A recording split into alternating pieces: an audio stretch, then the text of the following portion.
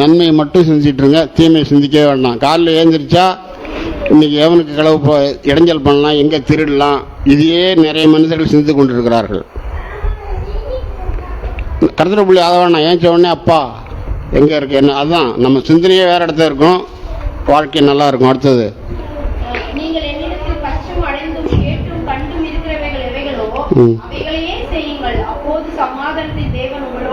ஆமாம், இது இப்படி பண்ணால் சமாதானத்தின் தேவன் நம்மோடு இருப்பார். அதாம்மா இந்த துக்கங்கிறத தீக்கடைசிருங்க, அதனால ஒன்றும் நடக்க போகிறதே கிடையாது. அதான் எப்பயும் சந்தோஷமாக இருங்கிறத சொல்ல வரோம், அதுக்கு தான். அடுத்தது வந்து ஏசியா 41 அதிகாரம் 8-16. ஏசியா 41. என் தாசனாகிய இஸ்ரவேலே, நான் தெரிந்து கொண்ட யாக்கோபே, என் சிநேகிதனான ஆபிரகாமின் சந்ததியே, நான் பூமியின் கடையாந்திரங்களிலிருந்து உன்னை எடுத்து அதன் எல்லைகளிலிருந்து அழைத்து வந்து, நீ என் தாசன், நான் உன்னை தெரிந்து கொண்டேன், நான் உன்னை வெறுத்து விடவில்லை என்று சொல். ஆமா, எங்க பூமியின் கடையாந்திரங்களிலிருந்து உன்னை எடுத்து அதன் எல்லைகளிலிருந்து அழைத்து வந்து, நீ என் தாசன், நான் உன்னை தெரிந்து கொண்டேன், நான் உன்னை வெறுத்து விடவில்லை என்று சொன்னேன். எப்படி இப்போம்மா நம்மளை வந்து தேடி தான் இப்போ இங்கே சர்ச்சைக்கு வந்தெல்லாம் கண்டுபிடிச்சி கொண்டாந்துருக்காரு. சரியா? நீனா ஒன்றும் வந்துடல, பத்திரிக்கை வச்சுதான் அழைச்சி தான் அங்கே வந்துடுங்களே ஒழிய அவங்க நீங்களாலாம் யாரும் இல்லை. உங்களை ஒருத்தவங்க வந்து அழைச்சிட்டு வந்திருப்பாங்க, மேரேஜ் நடக்குது, கல்யாணம் நடக்குது, வாங்கணும். அப்படி தான் நீங்கள் ஒன்று அழைக்கப்பட்டவர்கள். இன்னும் எத்தனை பேர் இருக்காங்க, எல்லோரும் பத்திரிக்கை கொடுக்கல. அதை முதல்ல தெரிஞ்சுங்க. அடுத்ததுமா, நீ பயப்படாதே, நான் உன்னுடனே இருக்கிறேன், திகையாதே, நான் உன் தேவன், நான் உன்னை பலப்படுத்தி உனக்கு சகாயம் பண்ணுவேன், என் நீதியின் வலதுகரத்தினால் உன்னை தாங்குவேன். ஆமாம், திருப்பியும் பயப்படாதேன்னு சொல்கிற பாரு. அதான் பயப்படாதீங்கிறேன். எதுக்குமே நீ பயப்படுறதால ஒன்றுமே ஆகாது. இன்னும் கொஞ்சம் காலம் வரும், ஆஸ்பத்திரிக்கு போகலாம், இன்னும் ஒரு 2000 செலவு பண்ணிக்கலாம். அதுதான், இதுதான் நடக்கும். அந்த போனத்தோடு சேர்ந்து இன்னும் 2000 வீட்டிலேருந்து ஆஸ்பத்திரிக்கு போகும். அடுத்ததுமா, இதோ உண்மையில் எரிச்சலாக இருக்கிற யாவரும் வெட்டி லட்சம் அடைவார்கள், உன்னோட வழக்காடுகிறவர்கள் நாசமாகி ஒன்றுமில்லாமல். ஆமாம், நம்மகிட்ட ஏற்று வராங்கன்னா ஜெயிக்கவே மாட்டான். அது ஜெயிக்கிற மாதிரி தெரியும், தோற்றுருவான். பஸ்ஸை விட்டுட்ட மாதிரி தெரியும், என்னடா விட்டோம்னு. அந்த பஸ்ஸு போய் ஒருத்தர் ரிப்பேர் அன்றைக்கும் பின்னால் வர பஸ் போயிட்டே இருக்கும். அப்போ தான் தெரியும், ஆஹா அதில் ஏறாமல் இருந்தது நல்லது. இப்போ ஒரு பஸ் 235 பேரோட ஃப்ளைட் ஒன்று கீழே வந்துச்சு. அதில் வந்து ஒரு அம்மா ஏற முடியாத போயிட்டுது. அது ரொம்ப வருத்தப்பட்டுது, ஏன்னா ஃப்ளைட்டை பிடிக்க முடியாத போட்டுதுன்ட்டு. அப்போ அதை கருத்தை காப்பாற்றினார். போய் சேர்த்துருக்க முடியா? அப்புறம் அதுலேருந்து கூட ஒரு ஆள் விழுந்து தப்பிச்சான் இல்லைங்களா? ஒரு ஆள். எல்லாரும் ஐயோ நம்ம எல்லாம் சாக போகிறோம்னு நினச்சிருப்பாங்க. அந்த ஒருவ மட்டும் சொல்லியிருப்பான், நிச்சயமாக நான் சாக மாட்டேன், கர்த்தரை காப்பாற்றுவார். நிச்சயமாக அவன் சொல்லியிருப்பான். இல்லைனா ஒரு ஃப்ளைட்டில் இருந்தெல்லாம் ஒருத்தன் தப்பிக்கணுன்னா அது சாதாரண காரியமே கிடையாது. அதான் ஒரு பழமை சொல்லுவாங்களா, பார்வதியும் பரமசிவனும் பார்த்துக்கிட்டு இருந்தாங்களாம். அம்மா அண்ணு கூப்பிட்டா நான் பார்த்துக்கிறேன்னு தான் பார்வதி, ஐயோன்னு ஐயா அப்பா அப்பான்னு கூப்பிட்டா நான் பார்த்துக்கிறேன், அவன் ஐயோன்னு தானா, 2 பேரும் பார்க்கலையாம். சரியா? அது மாதிரி மீதி எல்லாம் அவ்வளோதான், எல்லாத்தையும் விட்டு சாக போகிறோன்னு நினச்சிருப்பாங்க. அந்த ஒருத்தன் மட்டும் நிச்சயம் கர்த்தர் காப்பாற்றுவார். ஒரு ஆள் எப்படி நம்ம ஃப்ளைட்டில் ஊடுதெல்லாம் பிழைக்கிறதுனா, இதெல்லாம் பெரிய இதுதான் நடக்காத காரியம் தான். இது கடவுளால் மட்டும்தான் முடியும். நடந்ததா? இப்படி தான் நமக்கு நிறைய காரியங்கள் நடக்கும். நடக்காதுன்னா நீங்கள் ஒன்றும் பயப்பட வேண்டாம், உங்களுக்கு தான் பெருசு. தேவனால் கூட காரியம் ஒன்றும் அது ஒன்றும் கஷ்டம் கிடையாது. அடுத்து என்னமா, உன்னோடு போராடினவர்களை தேடியும் காணாதிருப்பாய், உன்னோடு யுத்தம் பண்ணி என்ன மனுஷர் ஒன்றுமில்லாமல் இழிவு பொருளாவார்கள். ஆமாம், நம்ம கிட்ட பிரச்சனைக்கு வந்துட்டான்னா அவன் அழிந்தான். எவன் அழிஞ்சு போவானோ அவன் தான் கர்த்தருடைய பிள்ளைகிட்ட வருவான். வேணா பார்த்துங்க. அடுத்தது, உன் தேவனாயிருக்கிற கர்த்தராகிய நான் உன் வலது கையை பிடித்து பயப்படாதே, நான் உனக்கு துணை நிற்கிறேன் என்று. அப்புறம் எத்தனை தடவை தான் சொல்கிறாரு, இப்பயும் சொல்கிற பயப்படாது. அப்படி ஏன் பயப்படுறீங்க? பிரச்சனை கண்டு பயப்படாதுருங்கள். அந்த பிரச்சனை உங்களை கண்டு பயந்துட்டு ஓடும். நீ புலம்பின்னா அது அப்புறம் அப்படியே தான் போகும். புலம்பாதுங்க, துணிச்சலாக இருங்க. என்ன போயிட போகுது? அப்படியே உங்கள் கழுத்தை அறுக்கிறேன்னா அறுத்துறப்படா இயேசு நாமத்தில்னு சொல்லு, பரலோகத்துக்கு போகிறேன்னு சொல்லிக்க. அப்படியே அவன் ஏன் அறுக்கிறான்? அடுத்தது, யாக்கோபின் பூச்சியே, இஸ்ரவேலின் சிறு கூட்டமே, பயப்படாதே, நான் உனக்கு துணை நிற்கிறேன் என்று கர்த்தரும் இஸ்ரவேலின் பரிசுத்தருமாகிய மீட்பர் உரைக்கிறார். அப்படின்னா துணை நிற்கிறேன், கர்த்தர் உன்னோட இருக்குள்ள, நீ ஏன் பயப்படுற? அடுத்தது, இதோ போரடிக்கிறதுக்கு நான் உன்னை புதிதும் கூர்மையுமான பற்களை உள்ள எந்திரமாக்குகிறேன், நீ மலைகளை மிதித்து நொறுக்கி குன்றுகளை பதறி கொப்பாக்கி விடுவாய். எப்படிமா இது நம்மள ஏமா அதை தீட்டி கூர்மையாக்குறாங்கிறாரு. குன்றுகளை என்ன மலையவே நீ தூளாக்கிடுவேன்னு சொல்றாரு. ஒரு கர்த்தருடைய பிள்ளை வந்து அதனால் செய்ய முடியும். அது முடியாதான் நீங்கள் நினைப்பீங்க. அவர் சொல்கிறார் செய்ய முடியும். அடுத்தது அவைகளை தூற்றுவாய், அப்போது காற்று அவைகளை கொண்டு போய் சுழல் காற்று அவைகளை பறக்கடிக்கும். ஆமாம். நீயோ கர்த்தருக்குள்ளே களிகூர்ந்து இஸ்ரவேலின் பரிசுத்தருக்குள்ளே மேன்மை பாராட்டிக் கொண்டிருப்பாய். ஆமாம். அப்போ என்ன சொல்லிருக்குமா, ஒரு மலையவே நீ தூளாக்குவ, காற்றுல அது பறந்து ஓடணும்னு சொல்லியிருக்காரு. வேற என்ன சொல்லணும் அதில்? அதாவது வைராக்கியம்ங்கிறதுமா கர்த்தருக்குள்ள நம்ம வேற சரி. ஒரு பொண்ணு ஒரு பையனை காதலிக்குது. அவங்க வீட்டில் 5 பேர் இருப்பாங்க, பூட்டியிருப்பாங்க. அந்த ஊரில் 1000 பேர் இருப்பான். ஓடிட்டு தான் இல்லையா? வைராக்கியம்ங்கிறது அப்படி இருக்கணும். நீ எத்தனை பேர் தடுத்தும் ஒரு பெண்ணு ஒரு ஆணை விரும்புதுன்னா போயிடும். எவனாலும் தடுக்க முடியாது, கர்த்தர் வேணா தடுக்கலாம். சரியா? அது மாதிரி வைராக்கியம் பாராட்டுங்கள்ங்கிறேன். அந்த பொண்ணு அந்த பையன் மேலே வைராக்கியம் பாராட்டதில்லை, அது மாதிரி கர்த்தருக்குள்ள வைராக்கியம் பாராட்டுங்கள். திடமாக இருங்க. நான் திருப்பி நான் சொன்னது பயப்படாதீங்கிறது தான் சொல்ல வர்றது. எந்த பிரச்சனை வந்தாலும் பயப்படாதீங்க. அதுக்கு என்ன பண்ணலான்னு பாருங்கள், ஜெபம் பண்ணுங்க, அவ்வளோதான். அந்த சூழ்நிலையை அப்படியே மாற்றி போடுவார். உங்களை எவன் அப்படியே ஆட்டிடுவேன்னு சொன்னான்னா அவன் ஆடி போயிடுவான். அவனுக்கு வேற ஒரு பிரச்சனையை உண்டாக்குவார். உங்கள்கிட்ட வர முடியாது. அவன் பிரச்சனையை அவனால் சமாளிக்க முடியாது, அவன் அழிந்து போவான். சரியா? அதனால் இப்போ நான் என்ன சொல்ல வரேன்னா, நீங்கள் சர்ச்சைக்கு வரவங்க எதுக்கும் புலம்பாதீர்கள். அந்த ஒரே ரெக்வஸ்ட்டு தான் நான் கேட்டுக்கிறது. எப்படியாப்பட்ட பிரச்சனை வந்தாலும் சோர்ந்து போகாதீர்கள், அவ்வளோதான். துணிச்சலாக ஜெபம் பண்ணுங்க, நிச்சயமாக அது மாறும். கர்த்தருக்கு ஸ்தோத்திரம் உண்டாவதாக. ஆமென். ஹல்லேலூயா. நல்ல ஒரு ஆலோசனையை கேட்டீங்க. அவர்கள் சொன்ன ஆலோசனைப்படி நீங்கள் தைரியமாக இருக்கணும். எதை கண்டும் பயப்படாமல் இருக்கும்போது கர்த்தர் எல்லாவற்றையும் பார்த்துக்கொள்வார். சரி, செய்திக்கு முன்பாக இன்றைக்கு ஈஸ்டர் பண்டிகையாக இருக்கபடினால நம்ம ஈஸ்டர் செய்தியை நம்ம என்ன செய்யணும், தியானிக்கணும். ஆனால் நமக்கு இந்த மாதத்துடைய வாக்கு தத்தமும் உண்டு. இந்த மாதத்துடைய வாக்கு தத்தமும் உண்டு. ஓ, ஞாபகப்படுத்துமா? சரி, இப்போது ஒரு விசேஷமான பாடல்களை நம்ம பிள்ளைங்கள் என்ன செய்கிறாங்க, பாடுறாங்க. அது நேற்றே ப்ராக்டிஸ் எடுத்திருந்தாங்க, நான் மறந்துட்டேன். சரி, சாரி. அவங்க பாடுவாங்க.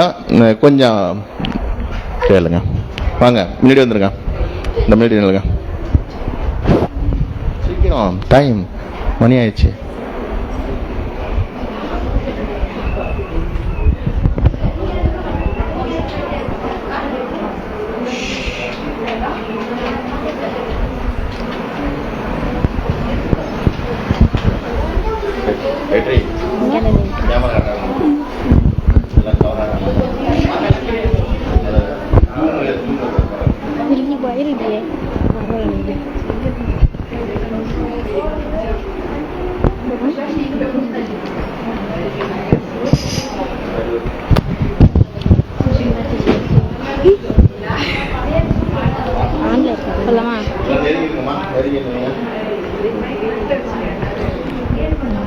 உயிரோடு எழுந்த இயேசுவே, நான் வாழுவேன் உமக்காகவே. நீர் ஒருவரே ஆண்டவர், நீர் ஒருவரே இரட்சகர். நீர் ஒருவரே ஆண்டவர், நீர் ஒருவரே இரட்சகர். என்னை தூக்கி தூக்கி எடுத்தீரே, நீ சர்வ வல்லவரே.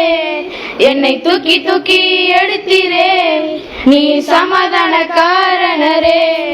என்னை தூக்கி தூக்கி எடுத்தீரே, நீ சர்வ வல்லவரே. என்னை தூக்கி தூக்கி எடுத்தீரே, நீ சமாதானக்காரனரே. மரித்து போன அந்த லாசரே, அன்று தேடியே இயேசு வந்தீரே. மரித்து போன அந்த லாசரே, அன்று தேடியே இயேசு வந்தீரே. உங்க வாயின் வார்த்தையால் அந்த ஜீவன் வந்தது. உங்க வாயின் வார்த்தையால் அந்த ஜீவன் வந்தது. ஹல்லேலூயா, ஹல்லேலூயா, ஹல்லேலூயா, ஹல்லேலூயா, ஹல்லேலூயா. என்னை தூக்கி தூக்கி எடுத்தீரே, நீ சர்வ வல்லவரே. என்னை தூக்கி தூக்கி எடுத்தீரே, நீ சமாதானக்காரனரே. என்னை தூக்கி தூக்கி எடுத்தீரே, நீ சர்வ வல்லவரே. என்னை தூக்கி தூக்கி எடுத்தீரே, நீ சமாதானக்காரனரே. சிலுவையில் அந்த போதிலே இயேசு நீரே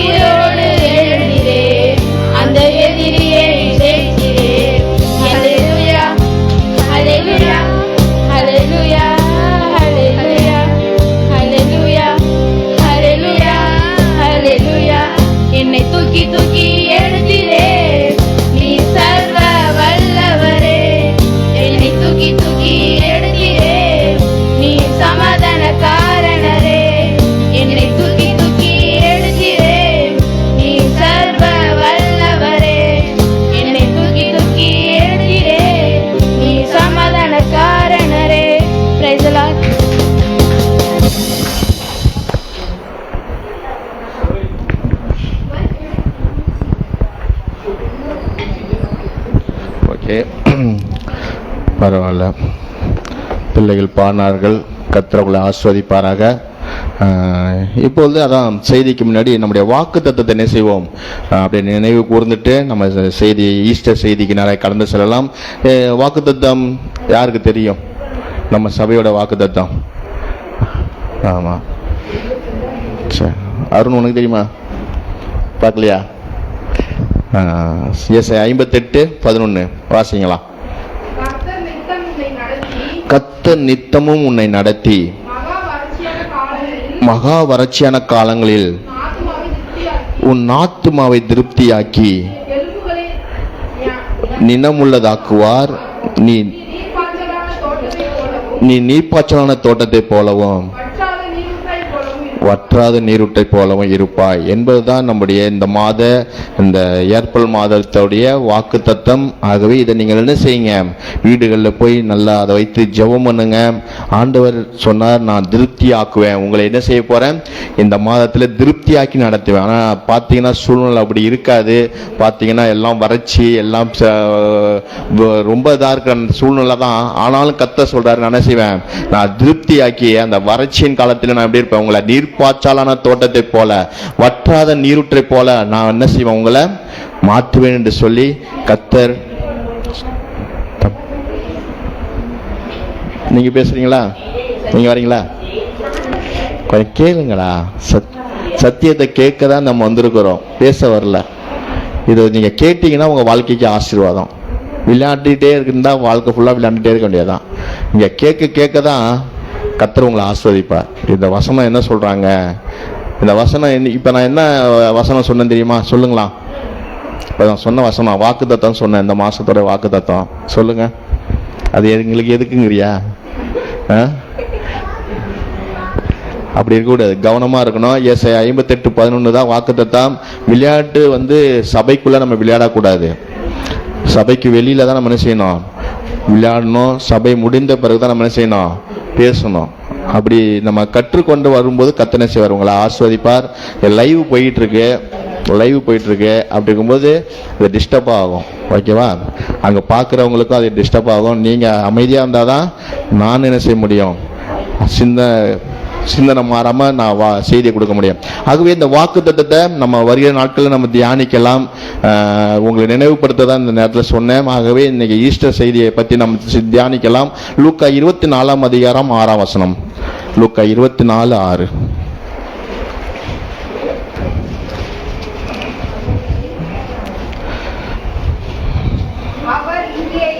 அவர் இங்கே இல்லை, அவர் உயிர்த்தெழுந்தார். ஒரு நிமிடம் ஜெபிக்கலாம். எங்கள் அன்பின் பரலோக பிதாவே, இந்த வேளையில ஈஸ்டர் பண்டிகையின் ஆண்டவரே, உயிர்த்தெழுதல் பண்டிகையின் நாளிலே நாங்கள் உங்களுடைய வார்த்தையை நாங்கள் கேட்கிறோம், தியானிக்க போகிறோம்.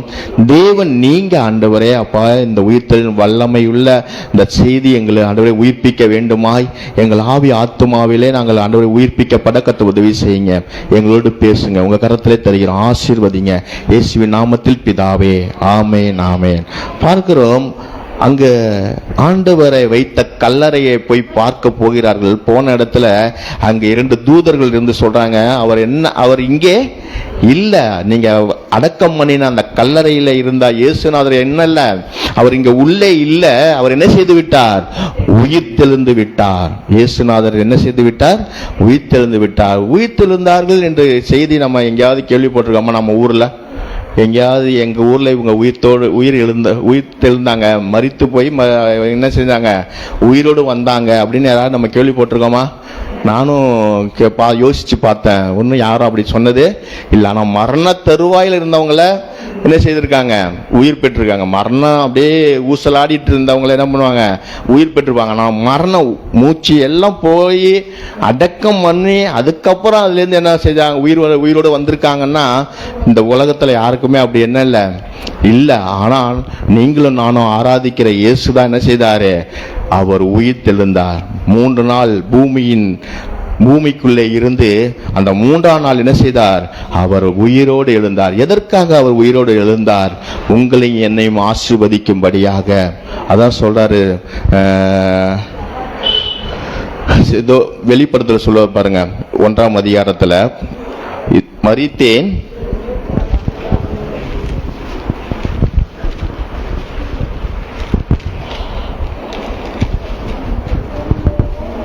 18ஆம் வசனம். மரித்தேன், ஆ. ஆனாலும் இதோ சதா காலங்களில் உயிரோடு இருக்கிறேன். மரித்தேன், ஆனால் இதோ சதா காலமும் நான் என்ன செய்யறேன்? உயிரோடு இருக்கிறேன். ஆமேன். நான் மரணத்திற்கும் பாதாளத்திற்குரிய நான் மரணத்துக்கும் பாதாளத்துக்குரிய திறவுகோல்களை திறவுகோலை உடையவராய் இருக்கிறேன் என்று சொல்லி அந்த யோவானுக்கு ஆண்டவர் என்ன செய்யறாரு? வெளிப்படுத்தினதான் அவர் சொல்றாரு. ஆண்டவர் பேசுறாரு, நான் மரித்தேன், நான் இந்த உலகத்துல பலியாக நான் மரித்தேன், ஆனால் என்ன செய்தேன்? உயிரோடு எழுந்திருக்கிறேன். உங்களுக்காக சதா காலங்களும் நான் பாதாளத்துக்கும் மரணத்துக்கும் திறவுகோலை உடையவராக நான் உயிரோடு இருக்கிறேன் என்று சொல்லி ஆண்டவர் இந்த நாளிலே நம்மளோடு அவர் பேசிக் கொண்டிருக்கிறார். அவர் உயிரோடு எழுந்ததன் நோக்கமே ஒரு காரியங்களை நம்ம புரிந்து கொள்ள வேண்டும் என்று. அதுதான் ஆண்டவர் தெசலோனிக்கர்ல பார்த்தீங்கன்னா சொல்லுவாரு, 1 தெசலோனிக்கர் 4ஆம் அதிகாரத்தில் அதையும் உங்களுக்கு சுட்டி காண்பித்து விட்டு அடுத்து இந்த உயிர்த்தெழுதலால நடந்த காரியங்கள் என்னென்ன ஆண்டவர் நமக்கு சொல்லிட்டு போயிருக்காருன்னு சொல்லி அதை தியானிக்கலாம். 1 தெசலோனிக்கர் 4ஆம் அதிகாரம் 13ஆம் வசனம். அன்றியும் சகோதரரே, நித்திரை அடைந்தவர்கள் நிமித்தம் நீங்கள் நம்பிக்கையற்றவர்களான மற்றவர்களைப் போல துக்கித்து அறிவில்லாதிருக்க எனக்கு மனதில்லை. இயேசுவானவர் மரித்த பின்பு எழுந்திருந்தார் என்று விசுவாசித்திருக்கிறோமே. அப்படியே இயேசுவுக்குள் நித்திரை அடைந்தவர்களையும் தேவன் அவர்களோடு கூட கொண்டு வருவார். கர்த்தருடைய வார்த்தையை முன்னிட்டு நான் உங்களுக்கு சொல்லுகிறதாவது, கர்த்தருடைய வருகை மட்டும் உயிரோடு இருக்கும் நாம் நித்திரை அடைந்தவர்களுக்கு முந்திக் கொள்வதில்லை. ஏனெனில் கர்த்ததாமே ஆரவாரத்தோடும் பிரதான தூதனுடைய சத்தத்தோடும் தேவ எக்காலத்தோடும் வானத்திலிருந்து இறங்கி வருவார். அப்போது கிறிஸ்துவுக்குள் மரித்தவர்கள் முதலாவது எழுந்திருப்பார்கள். பின்பு உயிரோடு இருக்கும் நாமும் கர்த்தருக்கு எதிர்கொண்டு போக மேகங்களுடன் அவருடைய ஆகாயத்தில் எடுத்துக்கொள்ளப்பட்டு இவ்விதமாய் எப்போதும் கர்த்தருடனே இருப்போம். ஆகையால் இந்த வார்த்தையில நீங்கள் ஒருவர் தேற்றுங்கள். இது ஆண்டவர் நமக்கு முன்னாடியே அவர் செய்து காண்பித்தார். என்ன செய்துட்டார்னா, மரித்தோம்னா அவர் 3ஆம் நாள் உயிரோடு எழுந்துட்டாரு. ஆனா நமக்கு உயிர்த்தெழுதல் உண்டு. நாம் மரித்தோம். சில பேர் சொல்லுவாங்க, ஆமா வாழ்ந்த என்ன, நான் கொஞ்ச நாள் செத்துட்டு அதோட என்னுடைய வாழ்க்கை முடிஞ்சதுமாங்க. அப்படி அல்ல.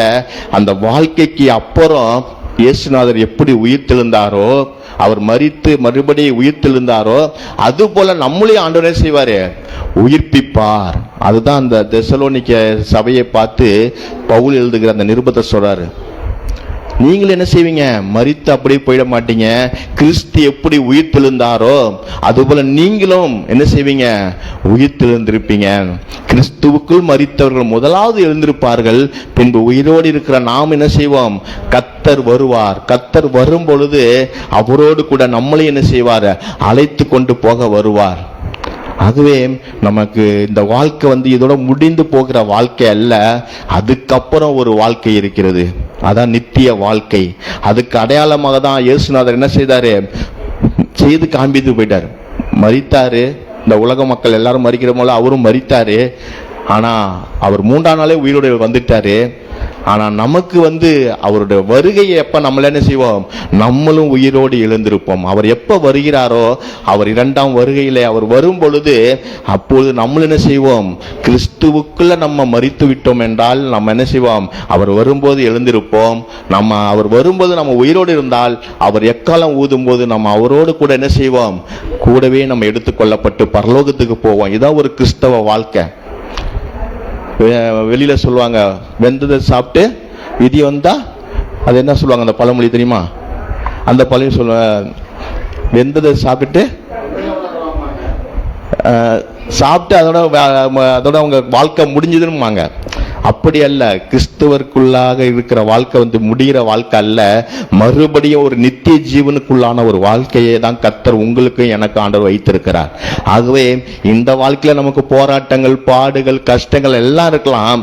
ஆனா அந்த நித்திய வாழ்க்கையில நமக்கு பாடு இல்லை, கஷ்டம் இல்லை, கண்ணீர் இல்லை, கவலை இல்லை, எந்த ஒரு நெருக்கமும் இல்லாத ஒரு வாழ்க்கையை ஆண்டவர் என்ன செய்கிறார்? நமக்காக வைத்திருக்கிறார். அந்த வாழ்க்கைக்காக தான் நம்ம என்ன செய்து கொண்டிருக்கிறோம்? ஓடிக்கொண்டே இருக்கிறோம். ஆகவே கிறிஸ்துவோட உயிர்த்தெழுதல் அது ஒரு ஏதோ ஒரு காரியம் அல்ல, அதுல பெரிய ரகசியமே இருக்கு. இயேசுநாதர் உயிர்த்தெழுதல பெரிய ரகசியமே இருக்கிறது என்பதை நாம் உணர்ந்து கொள்ள வேண்டும். அதுக்குதான் ஒரு பவுல் சொல்றாரு தெசலோனிக்கேயர்ல, எப்படி அவர் மரித்து அவர் உயிர்த்தெழுந்தாரோ அதுபோல கிறிஸ்துவுக்குள் நித்திரை அடைந்தவர்களும் தேவன் அவரோடு கூட கொண்டு வருவார் அப்படின்னு சொல்றாரு. அப்ப ஆண்டவர் நம்மளை வைத்திருக்கிற நோக்கம், நம்மளும் ஒரு நாள் என்ன செய்வோம்? உயிரோட எழுந்திருப்போம். எத்தனை பேர் விசுவாசிக்கிறீங்க? அல்லேலூயா. நீங்களும் நானும் ஒரு நாள் என்ன செய்வோம்? ஆண்டவர் வரும்பொழுது நம்மளும் உயிரோடு இருப்போம். எங்க அப்பா எல்லாம் மரித்திருக்காங்கன்னா அவங்களும் என்ன செய்வாங்க?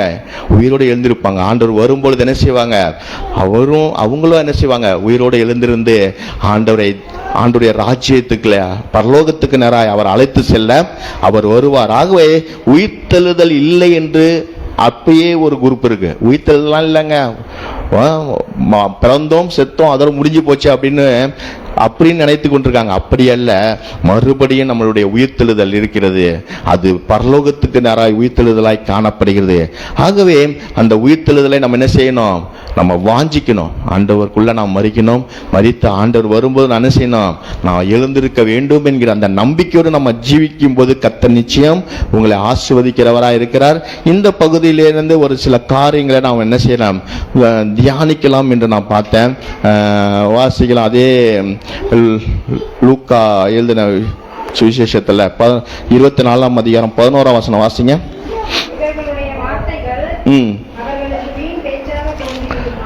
வீண் பேச்சாக தோன்றினபடியால் இவர்கள் அவரை என்ன செய்யல? நம்பவில்லை.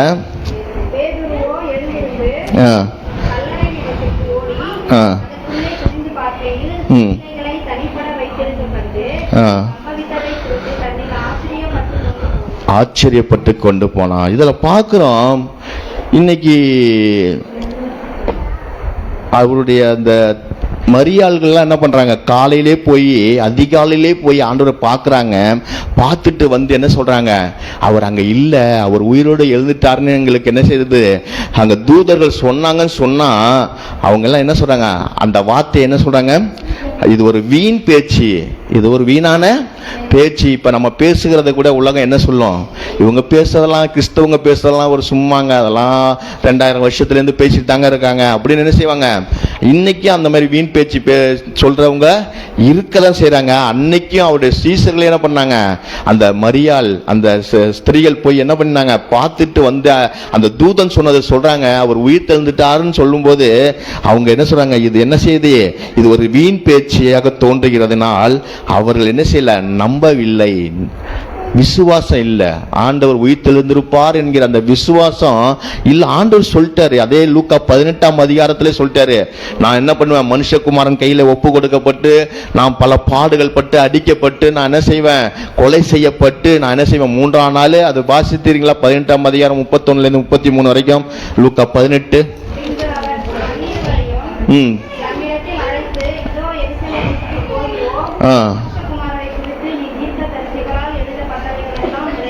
தீர்க்கதரிசிகளால் எழுதப்பட்டவைகள் எல்லாம் நிறைவேறும். எப்படி எனில் அவர் புறஜாதியரிடத்தில் ஒப்பு கொடுக்கப்பட்டு பரியாசமும் நிந்தையும் அடைந்து துப்பப்படுவார். அவரை வாரினால் அடித்து கொலை செய்வார்கள். அவர் 3ஆம் நாளில் என்ன செய்வார்? உயிரோடு எழுந்திருப்பார் என்று தீர்க்கதரிசிகள் காலத்திலே சொல்லப்பட்டது. அங்க ஆண்டவர் என்ன செய்யறாரு? தன்னுடைய 12 சீசரையும் பார்த்து சொல்றாரு. ஆனா இவங்களுக்குள்ள அந்த என்ன ஆகல? அந்த நம்பிக்கை, அந்த நினைவுகள் எதுவுமே இல்லாம அந்த ஸ்திரீகள் வந்து சொல்றாங்க, இயேசுநாதர் என்ன செய்துட்டாரு? உயிர்த்தெழுந்து விட்டான்னு சொன்னா இவங்க நம்பல. அது என்ன பேச்சாங்க? வீண் பேச்சாக நினைக்கிறார்கள். இன்றைக்கு நம்மளும் ஆண்டோட பத்தி சொல்ல போனா இன்னைக்கு அன்னைக்கு அப்படிதான் நினைக்கிறாங்க. ஆமா, இவங்க பேசுறது ஒண்ணுமே பிரயோஜனமே இல்லாது, இதெல்லாம் வீண் பேச்சு. ஏன் அப்படி இருக்குது உலகம்? ஏன் இப்படி இருக்குது? இன்னைக்கு நம்மளை பார்த்து பேசுகிற உலகம் அப்படிதான் இருக்குது. அன்னைக்கும் அப்படிதான் இருந்திருக்காங்க ஜனங்க. அதே அவர் சீசர்லயே இருந்திருக்காங்க. அதான் பெரிய ஆச்சரியப்படுற விஷயம். சீசர்ல என்ன செய்யல, அவர் உயிரோடு இருக்கும்போதே சொல்றாரு, நான் 3ஆம் நாள்ல உயிரோடு எந்திரிப்போம்பான்னு சொல்லிட்டு தான் அவர் என்ன செய்யறாரு, மரிக்கிறாரு. மரித்து 3ஆம் நாள் உயிரோடு வர்றாங்க. ஆனாலும் அவங்க என்ன செய்யல, நம்பவில்லை. அதான் அந்த இடத்துல பார்க்கிறோம். வீண் பேச்சாக தோன்றினதனால் அவர்கள் இவர்களை நம்பவில்லை. பேதுருவோ எழுந்திருந்து கல்லறிடத்தில் ஓடி அங்கே குனிந்து பார்க்கையில் சீலைகள் தனிப்பட வைத்திருக்கிறதை கண்டு சம்பவித்ததை குறித்து தன்னில் ஆச்சரியப்பட்டு கொண்டு போனான். பேதுருக்கு பாருங்க சந்தேகம், நான் போய் நேர்ல பார்த்தாதான் நான் நம்புவேன்னு சொல்லி என்ன செய்யறான், போய் அந்த அம்மா சொல்றதெல்லாம் கேட்காம நேரா கல்லறையிடத்துல ஓடுறான். ஓடி பார்த்து அங்க சீலைகள் மட்டும்தான் இருக்கு, அவரை சுற்றி வைத்திருந்த அந்த துணிகள் மாத்திரம் தான் இருக்குது. ஆனா அவரை இல்லைன்னு பிறகுதான் அப்பதான் என்ன செய்யறான், ஆச்சரியப்பட்டு கொண்டு போனான், ஆச்சரியப்படுகிறான். இன்னைக்கு அப்படிதான் அநேகர் ஆண்டவரை பத்தி சொல்லும் போதெல்லாம் அலட்சியமாக இருப்பாங்க. அதை ருசித்து பார்த்த பிறகுதான் அவர்களே ஆச்சரியப்படுகிற வண்ணமா இருக்கும். அநேகர் சொல்லுவாங்க, நான் இதை வரைக்கும் தெரியாம இருந்துட்டேங்க, இப்பதான் நான் என்ன செய்தேன், இயேசுநாதர் தெரிஞ்சேன், அதுக்கப்புறம் தான் அவர் எப்படிப்பட்ட தெய்வம், இயேசுநாதர் எப்படிப்பட்டவர் என்பதை நான் புரிந்து கொண்டேன்னு சொல்லி அவர்கள் 1000 பேருக்கு சொல்லிட்டு இருப்பாங்க. ஆனா அவங்க நம்புறதுக்கு முன்னாடி பாத்தீங்கன்னா கொஞ்சம் கூட கல்லில் நார் உரிக்கிற மாதிரி சொல்லுவாங்க தெரியுமா, கல்லில் நார் உரிக்க முடியுமா, அந்த மாதிரி அவங்கள்ட்ட எவ்வளவுதான் சத்தியத்தை சொன்னாலும் அவங்க சத்தியத்துக்குள்ள என்ன ஆகாது, அந்த இருதயத்துக்குள்ள அந்த வசனம் போகவும் செய்யாது, எதுவுமே செய்யாது. ஆனா அவர் ருசித்து பார்த்த பிறகு இந்த பேதுரு எப்படி போய் அவன் கண்கூடா பார்த்துட்டு அதுக்கப்புறம் எப்படி என்ன செய்யறான், ஆச்சரியப்படுகிற மாதிரி அவங்க ஒரு நேரம் ஆண்டவர் டெஸ்ட் பண்ணி பார்க்கும்போது அப்பதான் நினைச்சு பார்ப்பாங்க ஆச்சரியத்தோடு. இதை படிக்கும்போது எனக்கு அதான் நினைவு வந்தது. இன்னைக்கு உலகத்துல அப்படித்தானே மக்கள் இருக்காங்க. ஆண்டவரை பத்தி சொன்னா இதெல்லாம் ஒரு வீண் கட்டுக்கதைகள், இதெல்லாம் வீண், இது எப்படி அவர் அந்த 3 ஆணியை பிடிங்கிட்டு வர முடியல, என்ன இவர் ஒரு கடவுளா, அப்பெல்லாம் இன்னைக்கு நம்மளை பேசுறாங்க. அவர் 3 ஆணியை பிடிங்கிட்டு வந்திருந்தா நமக்கு பாவ மன்னிப்பு இருக்காது. இன்னைக்கு பாவ மன்னிப்பு அவர் நமக்கு தருவதற்காக தான் அவர் அந்த ஆணியிலிருந்து அவர் என்ன செய்தாரு, அங்க தொங்கி கொண்டு பலியானார். இல்லைன்னா அவர் ஏன் அவர் கையில மாட்ட போறாரு. ஆகவே இன்னைக்கு இப்படிலாம் பேசுறவர்கள் மத்தியில இன்னைக்கு அவரை சந்தேகப்பட்டு கொண்டு அவரை நம்பாதபடி இருக்கிற ஒரு அவ்விசுவாசமான கூட்டத்தின் நடுவில் ஆண்டவர் என்ன செய்திருக்கிறாரு, அவர் உயிர்த்தெழுந்திருக்கிறார். கர்த்தர் நிச்சயம் அவர்கள் என்ன செய்வாரு, ஆச்சரியப்படுகிற வண்ணமாய் கர்த்தர் உங்களை மாற்றுவார். உங்க குடும்பத்துல கூட இன்னைக்கு அநேகர் என்ன செய்யலாம், நம்பாம இருக்கலாம். இன்னைக்கு உங்க குடும்பத்திலயும் இயேசுநாதர் உயிர்த்தெழுந்தாரா, ஆமா, யார் காதுல பூ சுத்துற அப்படின்னு சொல்லி உங்களை கேலிக்கின்ற கூட பண்ணலாம். ஆனா கர்த்தர் அவர்களையும் ஆச்சரியப்படுகிற வண்ணமாய் கர்த்தர் நாம் மாற்றுவார். இதை பார்க்கும்போது அடுத்து இன்னொரு சந்தேக பேரொழியை பார்க்கும்போது அது யோவானுக்கு வந்தீங்கன்னா யோவான் 20ஆம் அதிகாரத்துக்கு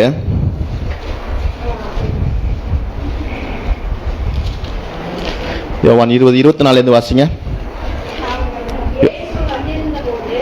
இயேசு வந்திருந்த போது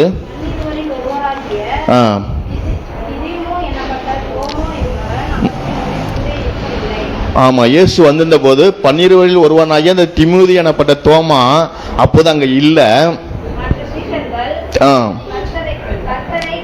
கர்த்தரை கண்டோம் என்று அவனோடு சொன்னார்கள். அதற்கு அவன் அவர் கைகளிலே ஆணிகள் உண்டான காயத்தை நான் கண்டு அந்த காயத்திலேயே என் விரலை விட்டு அவருடைய விழாவிலேயே போட்டால், என் கையை அவருடைய விழாவிலே போட்டால் ஒழிய நான் என்ன செய்ய மாட்டேன், விசுவாசிக்க மாட்டேங்கிறான். பாருங்க இவனுடைய விசுவாசம் எப்படி இருக்கு பாருங்க. சொல்றாங்க இயேசுநாதர் என்ன செய்தோம், அவர் உயிரோடு வந்துட்டாரு. இயேசுநாதர் என்ன பண்ணிட்டாருப்பா, இயேசுநாதர் உயிரோட வந்துட்டாரு. ஆனா இவன் என்ன சொல்றான், யாரு சொன்ன, தோமாங்கிற ஒரு சீசன் என்ன செய்யறான், அவன் நம்ப மாட்டேன், நான் ஒரு கையில ஆணிகள் அடிக்கப்பட்ட அந்த காயத்தை நான் பார்த்தாதான் பார்ப்பேன். அடுத்து அவர் விழாவில் ஈட்டியால குத்துனாங்க பாத்தீங்களா, அந்த விழாவில் ஈட்டியால குத்தப்பட்ட அந்த காயத்துல நான் என் கையை விட்டு பார்ப்பேன். எப்பேற்பட்ட ஆளா இருக்கான் பாருங்க. இத்தனைக்கும் இயேசுவோடு இருந்த மனிதன், இத்தனைக்கும் இயேசுவோடு கூட அற்புதத்தை பார்த்த மனிதன், அவர்களுக்கு ஆண்டவர் முன்னே சொல்லியிருக்கிறாரு, நான் மரித்து போவேன், 3ஆம் நாள் என்ன செய்வேன், உயிரோடு எழுந்திருப்பேன்னு சொன்ன அப்பேற்பட்ட அந்த சீஷனை என்ன செய்யறான், நம்மள விசுவாசிக்கல. இன்னைக்கு விசுவாசிக்க நம்மளால என்ன இல்லை, இருதயத்துல அந்த பலன் இல்லை. எவ்வளவுதான் ஆண்டவர் நமக்கு அற்புதம் செஞ்சாலும், எவ்வளவுதான் நமக்கு எவ்வளவுதான் நன்மையை செய்தாலும், சில நேரம் வரும்போது, சில சோதனைகள் வரும்போது ஆண்டவர் மேல என்ன செய்யுது? விசுவாசம் அப்படியே நழுவி போகுது. நம்ம மேல ஆண்டவர் மேல இருக்க விசுவாசம் ஒரு நாள் என்ன செய்யக்கூடாது? வலிவி போகவே கூடாது. ஆண்டவர் என்னை அழைத்த ஆண்டவர் என்னை நடத்தி செல்வார், என்னோடு இருக்கிறார், அவர் என்னோடு உயிரோடு இருக்கிறார், என் தேவன் என்னோடு ஜீவிக்கிறார் என்று சொல்லி நீங்க விசுவாசிக்கும் போது அவர் கண்டிப்பா உங்க வாழ்க்கையில அவர் நன்மைகளை தந்து, அவர் ஆசீர்வதித்து, அவர் உங்க வாழ்க்கையை திருப்தியாக்கி நடத்தி செல்வார். நமக்குள்ள என்ன வேணும்? விசுவாசம் தான் வேணும். விசுவாசம் குறையவே கூடாது, அவ்விசுவாசம் மாத்திரம் வரவே கூடாது. ஆண்டவர் அதுக்கப்புறம் அவனை பார்த்து பேசுறத பார்த்தீங்கன்னா 26 வாசிக்கலாம். மறுபடியும் 8 நாளைக்கு பின்பு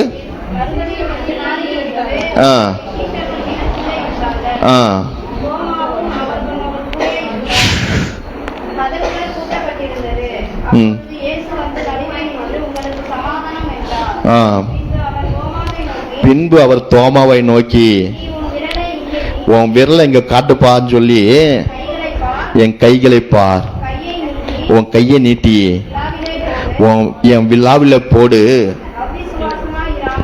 அவ்விசுவாசியா இராமல் விசுவாசியா இரு என்றா. இன்றைக்கு ஆண்டவர் உங்களையும் நினைப்பாது சொல்றாரு, விசுவாசமா இரு. அல்லேலூயா. விசுவாசம் உங்கள குறையவே கூடாது. இன்னைக்கு அநேகர் இப்படிப்பட்ட விசுவாசத்தில் இருக்காங்க. நான் ஒரு என்கிட்ட நேருக்கு நேராக பேசணும், எனக்கு அப்படி காட்சி அளித்தாதான் நான் அவரை நம்புவேன், அப்பெல்லாம் இன்னைக்கு என்ன செய்றாங்க? நம்பிக்கை ஆண்டவர் மேல நம்பிக்கை வைக்கிறாங்க. அப்படிப்பட்ட நம்பிக்கை அல்ல. அதான் கீழே சொல்றாரு, கண்டு நீ விசுவாசிக்கிறாய், காணாதிருந்து விசுவாசிக்கிறவர்கள் பாக்கியவான்கள். அந்த 26 29 பார்த்தீங்கன்னா தெரியுது. அதற்கு இயேசு, தோமாவே, நீ என்னை கண்டதினாலே விசுவாசிக்கிறாய், ஆனா காணாதிருந்து விசுவாசிக்கிறவர்கள் பாக்கியவான்கள். நீங்களும் நானும் அவரை காணாதிருந்து விசுவாசிக்கிறோம். என் ஆண்டவர் 2000 ஆண்டுகள் முன்பாக அவர் பாடுபட்டு கொலை செய்யப்பட்டு அவர் இரத்த சிந்தி அவர் மரித்தார். ஆனால் 3ஆம் நாள் உயிரோடு எழுந்து அவர் இன்றைக்கு உயிரோடு இருக்கிறார் என்று விசுவாசிக்கிற நீங்களும் நானும் ஆண்டவர் எப்படிப்பட்டவர்னு சொல்றார்? பாக்கியவான்கள். நீங்களும் நானும் பாக்கியவான்கள். ஆகவே நம்முடைய விசுவாசம் ஒரு நாளும் குறைந்து போக வேண்டாம். உங்களுடைய விசுவாசம் குறையாதபடி தேவன் என்ன செய்ய வேண்டும்? உங்களை வழி நடத்த வேண்டும். விசுவாசத்தை பிசாசு என்ன பண்ணுவான்? குறைய வைக்கிறதையே வருவான். இந்த தோமாக்குள்ள இருக்க மாதிரி விசுவாசம் நமக்குள்ள வந்துகிட்டே இருக்கும். அப்பப்ப தோமாட்ட அதான் சொல்லுவாங்க, தோமா மரித்த ஊர்ல தானே நம்ம இருக்கிறோம். தமிழ்நாட்டில் தானே அவர் தோமா மரித்தாராம். அந்த செயின்ட் தாமஸ் மவுண்ட்ல, அந்த சின்ன மலைங்கிற அந்த மலையில என்ன செய்தாராம்? தோமா மிஷனரியாக நம்ம தமிழ்நாட்டில் இருக்க சென்னை பட்டணத்தில் அவர் என்ன மரித்தார். அதனால சொல்லுவாங்க, அந்த தோமாவுக்கு மரித்த ஊர்ல தானே நம்மளும் இருக்கிறோம், அதனால அவர்கிட்ட இருந்த அந்த அவ்விசுவாசம் நமக்குள்ளேயும் இருக்குன்னு சொல்லி வேடிக்கையா சொல்லுவாங்க. ஆனா அப்படி அல்ல. ஆண்டவர் காணாதிருந்து விசுவாசிக்கிற நீங்களும் நானும் கர்த்தர் பாக்கியவான்கள் என்று சொல்றார். ஆகவே நீங்க எந்த சோதனை வந்தாலும் சரி, எந்த பாடுகள் வந்தாலும் சரி, எந்த கஷ்டங்கள் வந்தாலும் நமக்குள்ள என்ன செய்யக்கூடாது? விசுவாசம் குறையவே கூடாது. சங்கீத விளக்கத்தில் கேட்டீங்களா? நமக்கு வாக்கு தத்தம் கொடுக்கப்பட்டிருக்கிற அந்த வாக்கு தத்தத்தை நம்ம என்ன செய்யக்கூடாது? அவ்விசுவாசத்தோடு பார்க்க கூடாது, விசுவாசத்தோடு பார்க்க வேண்டும். இந்த மாதம் ஆண்டவர் வாக்கு கொடுத்தார். அந்த வாக்கு தத்தத்தை நீங்க என்ன செய்யணும்? விசுவாசிக்கும் போது கர்த்தர் திருப்தியாக்கி நீர் பாய்ச்சலான தோட்டத்தை போல, வற்றாத நீருற்ற போல கர்த்தர் உங்க வாழ்க்கையை மாற்றுவார். நீங்க விசுவாசித்தால் கர்த்தர் நிச்சயம் என்ன செய்வாரு? அந்த வாக்கு தத்தம் உங்க வாழ்க்கையில கிரியை செய்ய ஆரம்பிக்கும். ஆகவே விசுவாசம் அவர் உயிர்த்தெழுந்ததில்ல, அவர் வலியுறுத்துற காரியம் என்ன காரியம்னா, நீங்க விசுவாசிக்கணும். அவிசுவாசியா இருக்கக்கூடாது. யாரும் அவிசுவாசியாக இருந்து நரகத்துக்கு போகக்கூடாது. விசுவாசம் உள்ளவராய் இருந்து அவர் வரும் பொழுது நீங்களும் நானும் எதிர்கொண்டு போவதற்கு நம்ம ஆயத்தம் உள்ளவர்களாய் இருக்க வேண்டும். ஆகவே நம்ம விசுவாசத்துல வளரணும். விசுவாசத்துல எப்படிங்க வளருது? வீட்டுக்குள்ளே இருந்தா வளர்ந்துடலாமா? வளரவே முடியாது. சபைக்கு வந்தால் தான் என்ன செய்ய முடியும்? விசுவாசத்தில் வளரலாம். வீட்டுக்குள்ளேயே இருந்தான்னா வீட்டில் அம்மா ஒன்று சொல்லுவாங்க, அப்பா ஒன்று சொல்லுவாங்க, எல்லாம் ஒன்று சொல்லும்போது நம்ம விசுவாசம் என்ன ஆகிடும்? தளர்ந்து போயிடும். ஆனால் ஆலயத்தில் தேவ சமூகத்தில், அப்பாவுடைய சமூகத்தில் நம்ம இருக்கும் பொழுது ஆண்டவர் வார்த்தை வரும். ஆண்டவருடைய வார்த்தை உங்களை தொடும். அது என்ன செய்யும்? உங்களை உயிர்ப்பிக்கும். ஆண்டவர் உங்களோடு பேசுவார். ஆனால் இன்னைக்கு வசனத்தை சொன்னாவே இன்னைக்கு நேயருக்கு என்ன ஆகுது? எரிச்சல் ஆகுது. ஆமா, நான் எல்லா வசனத்தையும் பார்த்தது ஆள் தாங்க, வசனமே சொல்லிட்டு இருக்கீங்களே, வசனம் தாங்க நமக்கு விசுவாசம். இந்த வசனம் தான் ஆண்டவர் கொடுத்த இந்த வார்த்தை தான் நமக்கு விசுவாசம். இதை விசுவாசிக்கிறவங்க ஒரு நாளும் கெட்டு போவது இல்லை. ஆண்டோடைய வசனத்தை நம்ம விசுவாசிக்கும் போது நம்ம வாழ்க்கை பிரகாசிக்கும். அநேக நேரங்களை என்னை பலப்படுத்துவது இந்த வார்த்தை தான். தேவன் கொடுத்த அந்த வார்த்தை தான் என்ன செய்யும்? பலப்படுத்தி நடத்தும். சில நேரங்கள் சோர்வுகள், சில நேரங்களில் அப்படியே தேவ சமூகத்தில் காத்திருக்கும் போது தேவன் சில வார்த்தையில் அனுப்புவார். வார்த்தையில் அனுப்பும் போது அந்த வார்த்தை என்ன செய்யும்? என்னை பலப்படுத்தி ஆண்டவருக்குள்ள இன்னும் விசுவாசத்தோடு ஓடுவதற்கு, விசுவாசத்தோடு நிற்பதற்கு பலன் செய்யும். இல்லைன்னா நானும் என்ன செய்வேன்? விசுவாசத்தை விட்டு தோமா மாதிரி நானும் அவிசுவாசப்பட்டு கொண்டிருப்பேன். ஆனால் ஆண்டோடைய வார்த்தை தான் என்ன செய்யுது? என்ன நிலைநிறுத்தி கொண்டிருக்குது. அதுக்காக தான் சொல்றேன், நம்ம ஆண்டோட சமூகத்துல வந்தாதான் விசுவாசத்தை விட்டு என்ன செய்ய மாட்டோம்? வழுவி போகவே மாட்டோம். ஆனா விசுவாசத்தை விட்டு நம்ம ஆண்டோடைய சமூகத்தை விட்டு போயிட்டாவே விசுவாசம் என்ன ஆயிடுச்சு? போயிடுச்சுன்னு அர்த்தம். யார் ஒருத்தவங்க ஆண்டோடைய ஆலயத்தை விட்டு போறாங்களோ அங்க என்ன ஆகுது? விசுவாசம் போயிடுச்சுன்னு அர்த்தம். நம்ம எத்தனை அவங்க சொல்லலாம், இல்லைங்க நான் ஆண்டவர் மேலே விசுவாசமா தாங்க இருப்பாங்க. சான்ஸே இல்லை. விசுவாசம் இருந்தால் அவங்க கால்கள் என்ன செய்யும்? ஆண்டோடைய ஆலயத்தை தேடி ஓடி வர வைக்கும். ஆகவே ஆண்டவர் மேலே, ஆண்டவர் கடைசி அவர் போகும்போது சொல்லிட்டு போறாரு, என் மேலே நீங்க அவிசுவாசமாயிராங்க, விசுவாசமாயிருங்க. காணாதிருந்து விசுவாசிக்கிறவர் தான் யாரு? பாக்கியவான்கள் அப்படின்னு சொல்லி அந்த தோமாவை உன் விரல் எடுப்பா, என் காயத்துல உன் கையை போட்டு பாருப்பா அப்படின்னு சொன்ன பிறகு அவன் அதுக்கப்புறம் விசுவாசிக்கிறான். ஆனால் நம்ம அப்படிலாம் அடையாளத்தெல்லாம் கேட்டுட்டு கூட சில பேர்லாம் அடையாளம் கேட்பாங்க. எனக்கு இது நடந்தாதான் நான் நம்புவேன் ஆண்டவரை, எனக்கு இது ஆண்டவர் செஞ்சாதான் இது செய்ய நம்புவேன் அப்படிம்பாங்க. ஆண்டவன் தேவனாய் கர்த்தர் என்ன செய்யக்கூடாது? பரீட்சை பாராதிருப்பாயாகன்னு வேதம் சொல்லுது. விசுவாசிக்கணும், அவ்வளோதான். பிரதர் சொல்லுவாங்க அடிக்கடி, நான் ஆணித்தரமா நம்புவாங்க. அது போல விசுவாசத்துல யாரும் என்ன செய்யக்கூடாது? நம்மள அது தோல்வி போல தெரியலாம். சில நேரங்களில் விசுவாசத்துல நான் இருந்த தோல்வி போல வரலாம். அந்த தோல்வியே நமக்கு ஒரு என்னது? ஜெயம்தான். அந்த தோல்வியே நமக்கு என்னது? அது ஜெயம்தான். நமக்கு வேணா அது தோல்வியா இருக்கலாம், ஆனா ஆண்டவருக்கு அது எப்படி இருக்கும்? அது நன்மையாக இருக்கும். என் பிள்ளைக்கு இது கொடுக்க கூடாதுன்னு சொல்லி கூட ஆண்டவர் என்ன செஞ்சிருப்பாரு? அது நன்மையாக இருக்கும். அதனால நம்ம அது தோல்வி ஆயிடுச்சுன்னு சொல்லி நம்ம என்ன செய்யக்கூடாது? விசுவாசத்தை விட்டுறக்கூடாது. அதான் ஒரு ஊழியக்காரர் சொன்னாரு, ஜெபத்துக்கு பதில் தோல்வியானாலும் பதில் தான், அது ஜெயமானாலும் பதில் தான். ஆக மொத்தம் தேவன் கொடுத்த பதில் அதுதான். அப்ப ஜெயம் வந்தாலும் சந்தோஷம், தோல்வி வந்தாலும் அதுலயும் ஒரு நன்மை இருக்குன்னு சொல்லி என்ன செய்யணும்? சந்தோஷப்படணும். ஆகவே விசுவாசத்தை மட்டும் என்ன செய்யக்கூடாது? ஒரு நாளும் விட்டு விடாதபடி நம்ம விசுவாசத்துல நம்ம இருக்கும்போது கர்த்தர் உங்களையும் என்னையும் கர்த்தர் ஆசீர்வதிக்கிற தேவனா இருக்கிறார். அடுத்ததாக பார்க்கிறோம், யோவான் 20ஆம் அதிகாரம் 19ஆம் வசனம். வாரத்தின் முதல் நாளாகிய அன்றைய தினம் சாயங்கால வேளையிலே சீஷர்கள் கூடியிருந்த இடத்தில் யூதர்களுக்கு பயந்ததினால் கதவுகள் பூட்டியிருக்கையில் இயேசு வந்து நடுவே நின்று உங்களுக்கு சமாதானம் என்றார். ஆமாம், பாருங்க, பயந்து போயிருக்கிறாங்க. ஆண்டவர் மரித்து போயிட்டாரு, நம்மள்ட்ட என்ன அவர் வரப்போறாரா, என்ன அவ்வளவுதான், நம்ம என்ன செய்ய போறோம், என்ன நம்ம வாழ்க்கை என்ன ஆக போதோன்னு சொல்லி என்ன செய்யறாங்க? அங்க இருக்கிற யூதர்களுக்கு நம்மள அவங்க என்ன இயேசுநாதர் சிலுவையில் அறைஞ்சது போல நம்மளையும் வந்து அறைய வராங்களோ அப்படின்னு என்ன செய்யறாங்க? பயந்து போய் இவங்க ஒரு வீட்டுக்குள்ள அடைக்கப்பட்டு இருக்கிறாங்க. கர்த்தர் அவர்கள் நடுவுலே வந்து என்ன செய்யறாரு?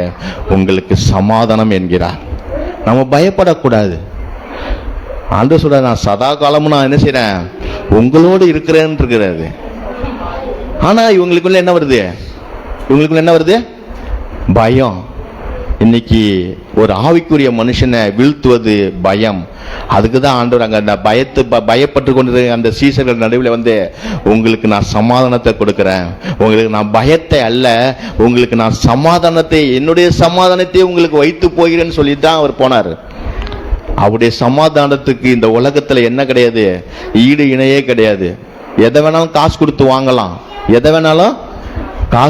ஆனா அந்த சமாதானத்தை மட்டும் என்ன செய்ய முடியாது? காசு கொடுத்து வாங்க முடியாது. ஆனா அந்த சமாதானத்தை கொடுப்பவர் யாருன்னா ஆண்டவராகிய இயேசு கிறிஸ்து. அவர் தான் இன்றைக்கும் அவர் உயிருள்ள தெய்வமாய் இருந்து உங்களுக்கு எனக்கு சமாதானத்தை தந்து கொண்டிருக்கிறார். அன்றைக்கு அவருடைய இந்த சீசல் என்ன போயிடறாங்க?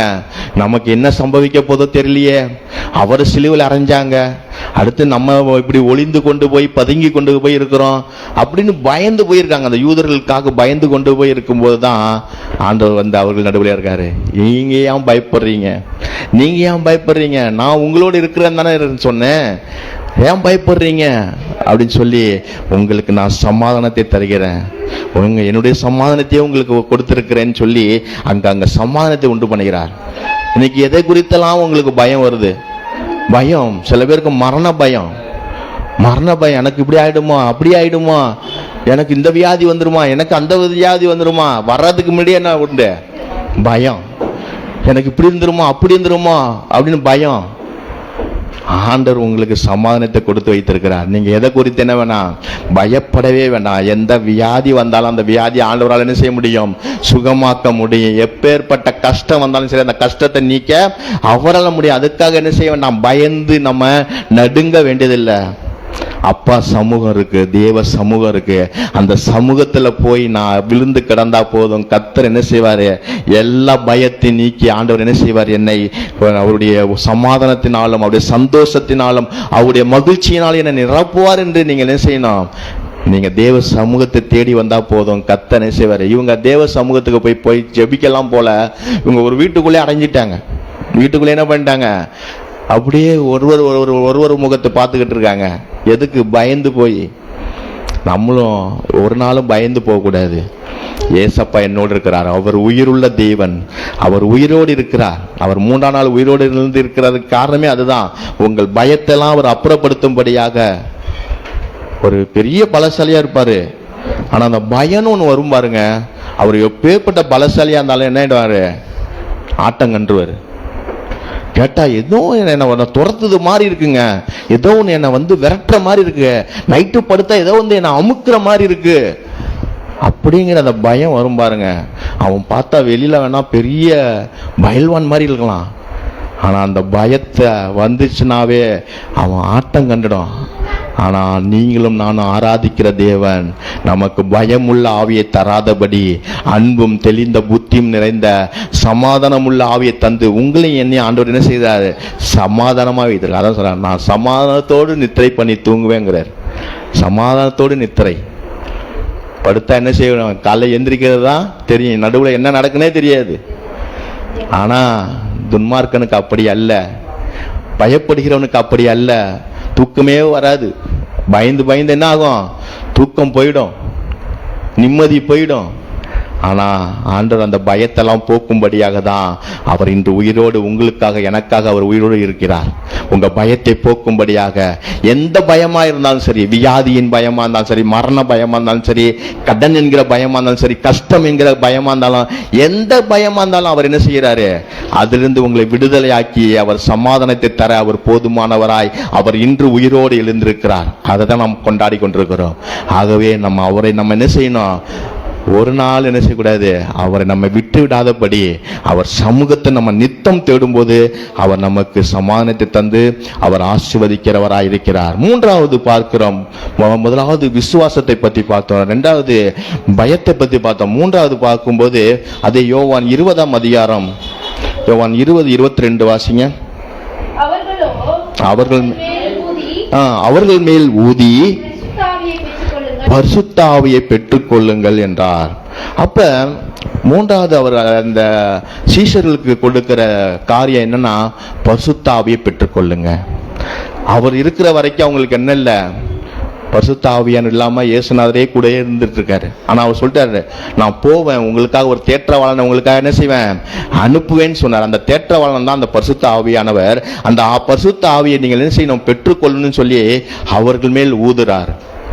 ஏன்னா என் பரிசுத்த ஆவியானவர் என்ன செய்வார்? உங்களை சகல சத்தியத்துக்குள்ள என்ன செய்வாரு? உங்களை போதித்து நடத்துவார் என்பதற்காக பரிசுத்த ஆவியை அனுப்புறாரு. அந்த பரிசுத்த ஆவியை தான் அவர்கள் அந்த சீஷர்கள் பெற்றுக்கொள்றாங்க. இன்னைக்கு நீங்களும் நானும் என்ன செய்ய வேண்டும்? பரிசுத்த ஆவியை பெற்றுக்கொள்ளணும். அந்த உயிர்த்திலிருந்து ஆண்டவருடைய பரிசுத்த ஆவியை நம்ம பெற்றுக்கொள்ளும் பொழுதுதான் இந்த பூமியில நம்ம என்ன செய்ய முடியும்? நம்ம ஆவிக்குரிய வாழ்க்கையில ஆவிக்குரிய வாழ்க்கையில நம்ம ஜெயமுள்ள வாழ்க்கைய வாழ முடியும். அதுதான் அப்போஸ்தலர் நடவடிக்கைகளை பார்த்தீங்கன்னா சொல்றாரு பாருங்க, 19ஆம் அதிகாரத்துல அந்த சீஷர்கள் இப்ப இவங்க பரிசுத்த ஆவியை பெற்றுட்டாங்க. பெற்றுட்டு அவங்க போறாங்க. 19ஆம் அதிகாரத்துல 1லேருந்து வாசிக்கலாம்.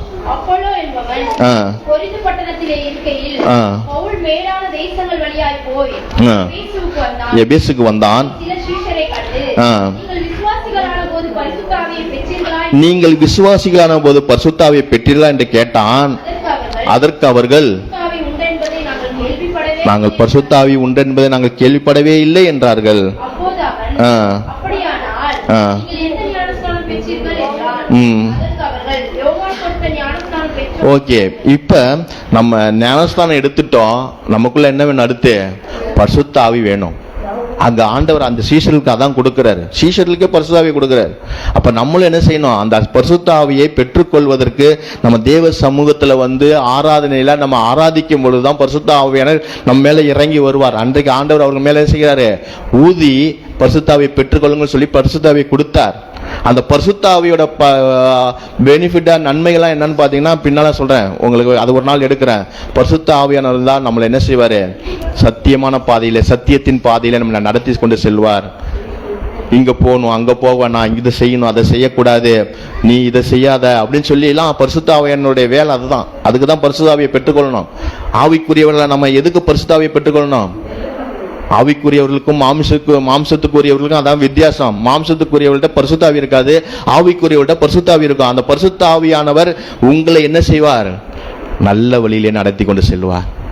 தீமையான பாதையில் உங்களை என்ன செய்ய மாட்டார்? நடத்தி செல்லவே விட மாட்டார். அதுக்கு தான் நான் இது வரைக்கும் நான் உங்களோட இருந்துட்டேன்ப்பா, 3 வருஷம் நான் உங்களோட ஊழியம் செஞ்சுட்டேன், இதுக்கப்புறம் நீங்க இந்த பூமியில ஊழியம் செய்யணும், நீங்க இந்த பூமியில நீங்க அநேகருக்கு சுவிசேஷத்தை அறிவிக்கணும்னா என்னுடைய பரிசுத்த ஆவியானவர் உங்களோட இருக்கும் பொழுது நீங்க என்ன செய்ய முடியும்னு சொல்லி தான் அங்க என்ன செய்யறாரு?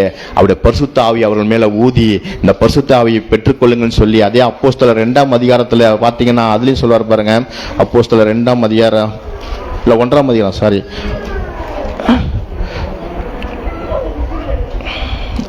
8ஆம் வசனம். பரிசுத்த ஆவி உங்களிடத்தில் வரும்பொழுது பரிசுத்த ஆவி உங்களிடத்தில் வரும்போது நீங்கள் பலனடைந்து எருசலேமிலும் யூதேயா முழுவதிலும் சமாரியாவிலும் பூமியின் கடைசி பரியந்தம் எனக்கு எப்படி இருப்பீங்க? சாட்சிகளா இருப்பீங்க. சாட்சி உள்ள வாழ்க்கை வாழ்வதுதான் ஆண்டவர் என்ன செய்யறாரு?